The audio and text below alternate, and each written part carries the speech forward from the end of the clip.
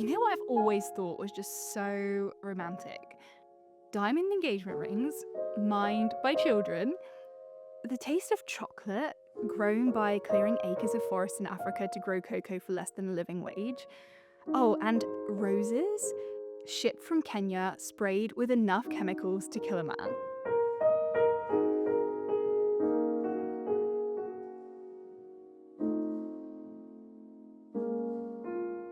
For a day that's meant to be all about love, the unfortunate reality is that all of these industries associated with Valentine's Day, the flowers, the chocolate, the single-use fast fashion outfits, they are all dirty, dirty industries. And their products are being sold to you through marketing to make you believe that you need to buy them in order to show love in the right way, especially on Valentine's Day. For example, De Beers, which is the largest diamond company in the world, literally manufactured this association between love and diamonds.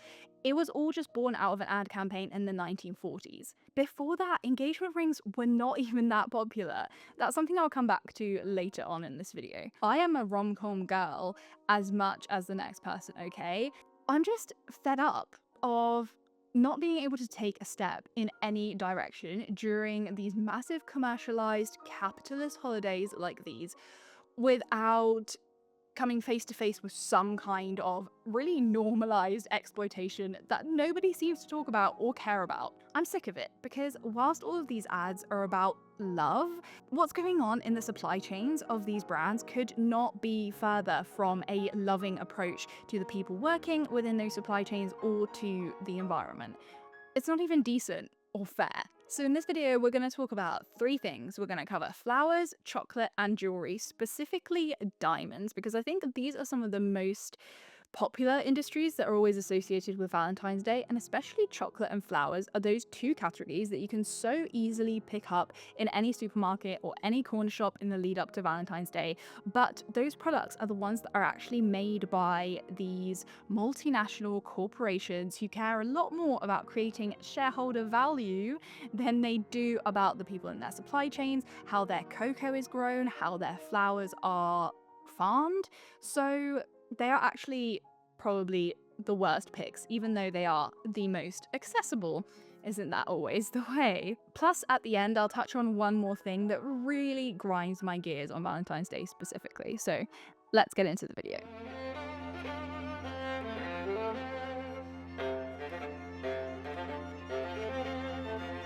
First up, flowers. Particularly roses, right? The epitome of Valentine's Day romance is a bed covered in rose petals, and on Valentine's Day, they've got to be red, don't they? The red rose is a symbol associated with both Aphrodite and Venus, the Greek and Roman goddesses of love, and in Victorian times, red roses were used to convey passionate love or romance. You may be familiar with Robert Burns' poem A Red, Red Rose, which starts, "Oh, my love is like a red, red rose that's newly sprung in June." But hold on, wait, hold on a second. Newly sprung in June. That's not February. Maybe because roses in England do not bloom in February because it's not warm enough and the days aren't long enough. So why is Valentine's Day so associated with roses? Why are there roses everywhere, and where do we get them from? Well, to meet the massive demand for roses on Valentine's Day, 570 tons of roses are shipped to the UK from around the world, a lot of them from Kenya. Okay, is that an issue? Yeah. On the floriculture farms where these roses are grown, there is a high likelihood of low pay, long hours, and poor working conditions. As you can imagine, in the lead up to Valentine's Day, there's massive pressure on the workers working on these farms, and so that these roses can be produced in really beautiful uniform bouquets for our supermarkets so that Dave can pick one up at the very last second from his local Tesco, they use a lot of chemical fertilizers and pesticides, which means that the workers sometimes end up with skin irritation and respiratory problems as well. Not to mention that growing these roses all the way over in Kenya and then shipping them over here is not very sustainable. It means that they have to be refrigerated on the way, which obviously uses a massive amount of energy. Plus, there's the transportation costs as well. And roses are very thirsty flowers as well. So it's not looking good. One might say we view roses through rose-tinted glasses in this country around February. The SSAW Collective, a community of florists, growers, and chefs committed to an ethical approach to growing produce, estimates a carbon footprint of 75 kilograms of CO2 for a dozen red roses from Kenya. To put that into context for you guys, that's enough CO2 to half fill a swimming pool. And if you were to buy a locally grown equivalent instead, the carbon footprint would be just 1.4 kilograms of CO2 versus 75 kilograms of CO2 for roses from Kenya. So yeah, red roses flown in from Kenya are out, and cute, local, seasonal flowers are in. And why wouldn't you want to get something that's like a potted plant that's gonna survive and bloom and flourish as your relationship flourishes? What a lovely metaphor. So much nicer than some flowers that have been shipped from around the world, grown with a ton of fertilizers, is going to die within a week. This article by Liv Frankly can also point you in the direction of some more ethical and sustainable flower delivery services. I'll leave the link in the description. Now that we've got flowers out of the way, let's talk about what I actually think is the most important part of the day, which is the chocolate.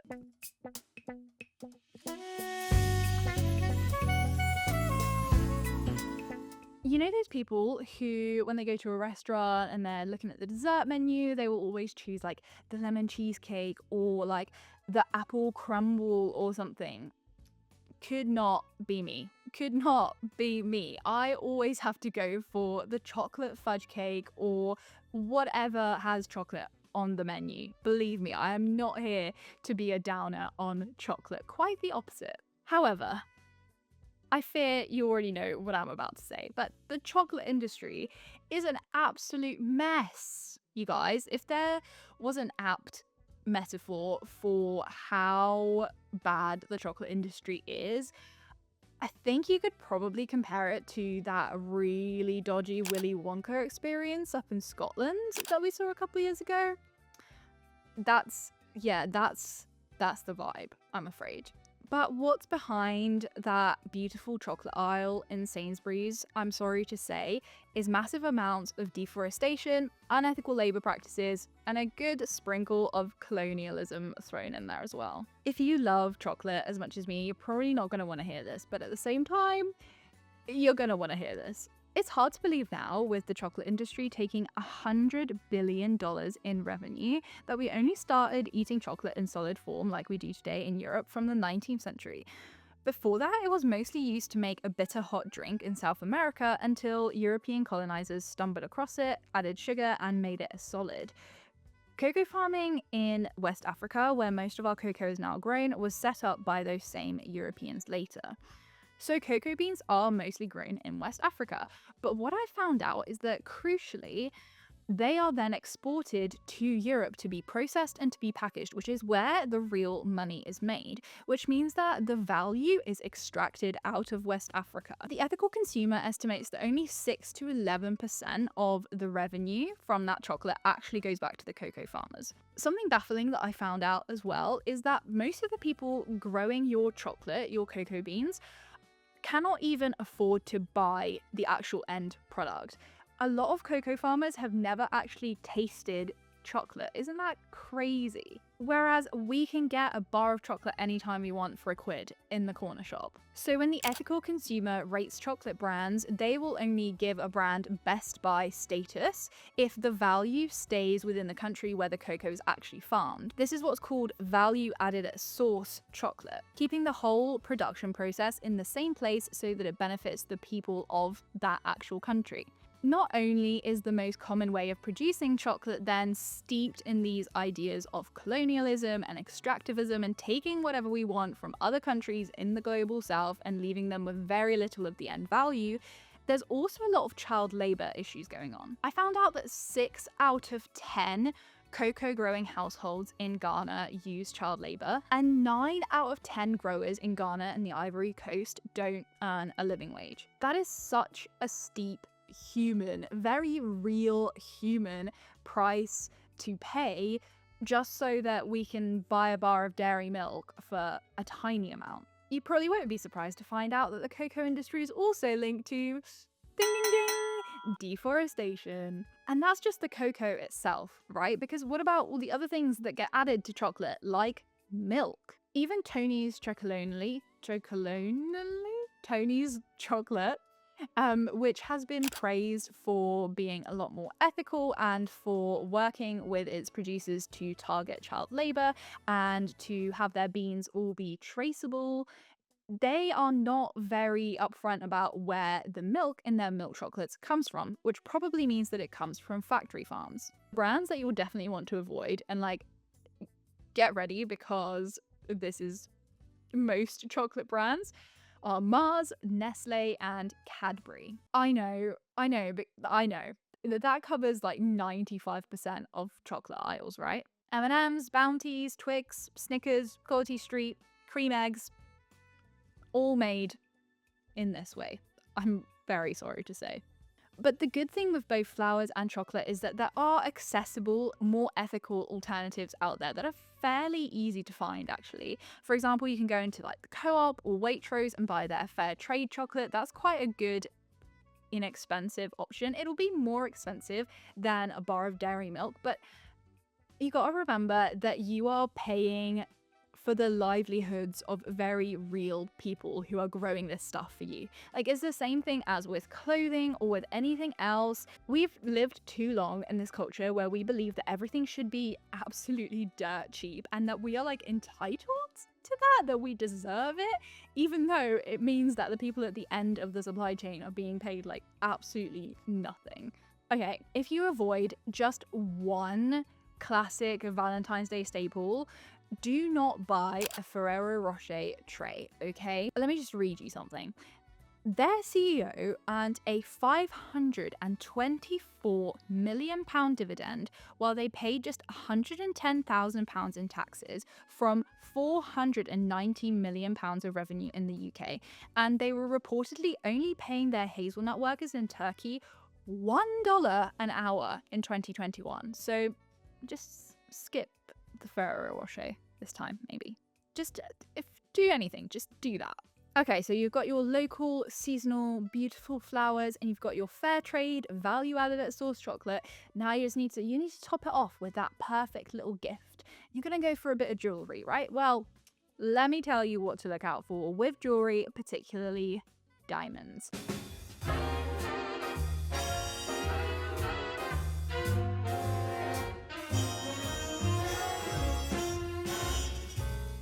Jewelry is obviously such a popular gift for Valentine's Day, and Valentine's Day is also a massive time for engagements. And what are you most likely to see on the finger of that person you haven't spoken to in 8 years but still follow on Instagram?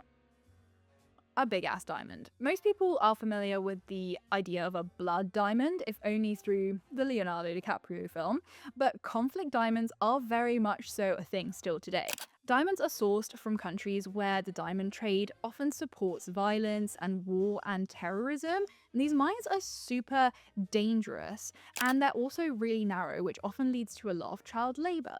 Children can climb down into these mines much more easily, but they are also incredibly dangerous because you can have a mudslide, you can have cave-ins at any time and just be buried alive. And that's not even to mention that the runoff from these mines also really pollutes our land and the rivers around the area. For all of their shine and sparkle, diamonds are a dirty business. But it's not just diamonds, because conflict minerals are also a concern. Things like gold and tin, they are often mined in countries that are facing war and conflict, contributing to inequality as well as environmental destruction.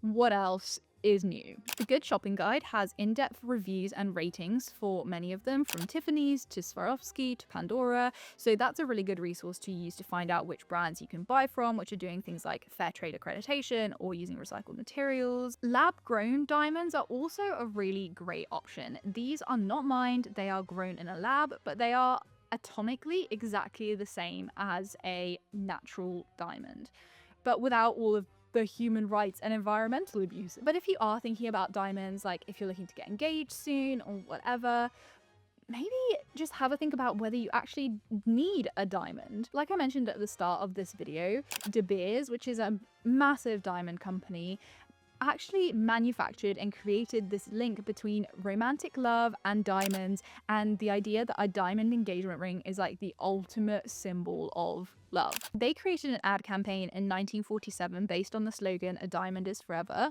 which portrayed diamonds as no longer a luxury item but a necessity to show that you love someone, and it stuck around to be the norm today.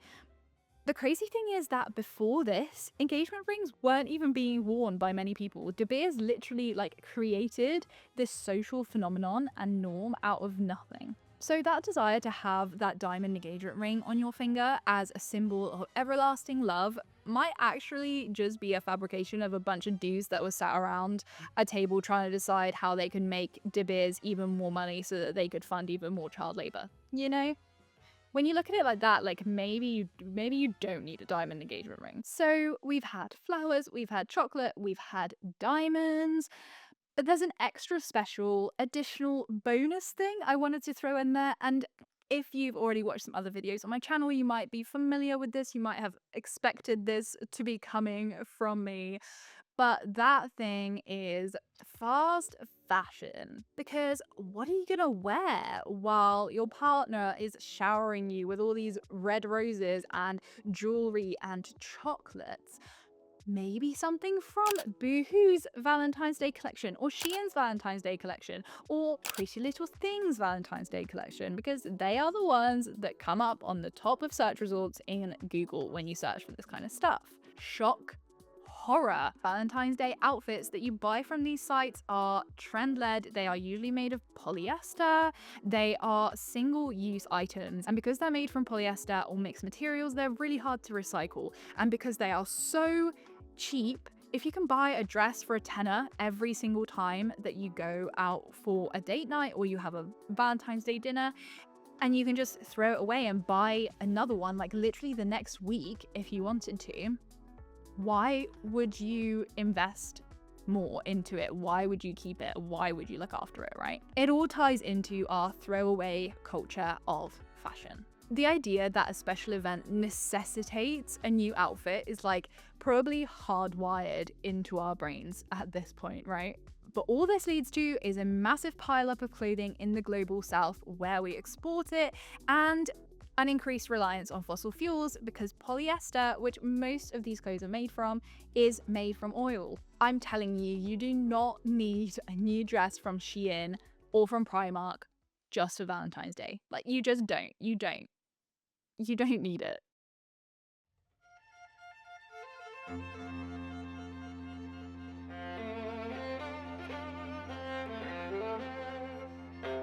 When you think about all of the problematic ways in which these industries are working, it seems like Valentine's Day isn't really about love at all these days. It's about consumerism.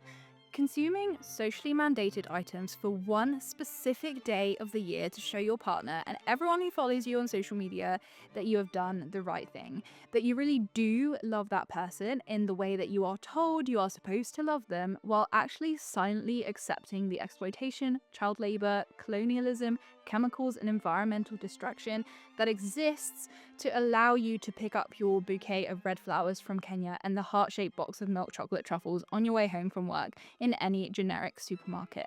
Isn't it a bit mad that these things that are a symbol of love should only exist for us to consume from a place of hardship and injustice?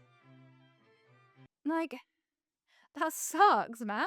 I still want my romantic comedies. I still want someone who cares for me, someone who looks after me, sometimes who occasionally, showers me with gifts, and that might be on Valentine's Day. But can we get that without, like, the icky capitalist vibe?